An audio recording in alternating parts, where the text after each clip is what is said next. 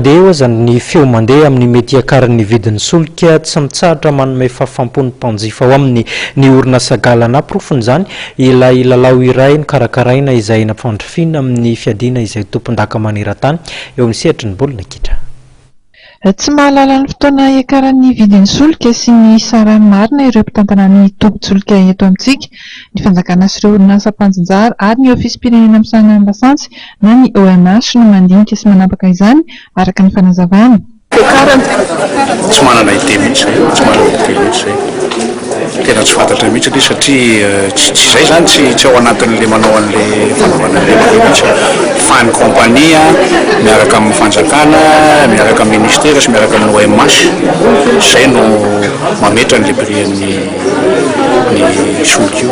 Zany ny vidy solika dia zay ratsy mba tafiditra mihitsy amin'ny famerana zany io vidy solika io hatramin'izay ary iakatra raha vidy solika izay raha no anafenana an'izany voalohany indrindra satria tsy tokony ho fantatra izay raha mialohan'ny fotoana zany le vidin'le solika satria eritreretina hoe mety hanao stock spéculatif zay station sasany na ohatrohatran'izany dia izay zany tena tsy mahalala mihitsy rehefa hisolotra ny vidy solika dia mitovy aminareo rehetrarehetra zay efa tonga eny le mpanovany le vidiny zay vao mahalala.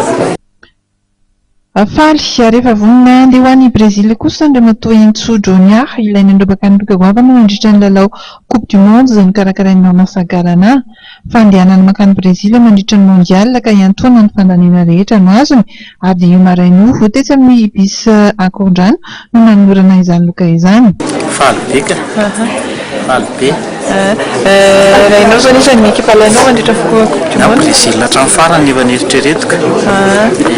Efa fantapatatra ve hoe inona avy no programa ataonao rehefa tonga any efa manana ide ianao aty? Tsy rehefa any ide eo mbola izy koa moa mbola zay vao any an-dafy. Ok.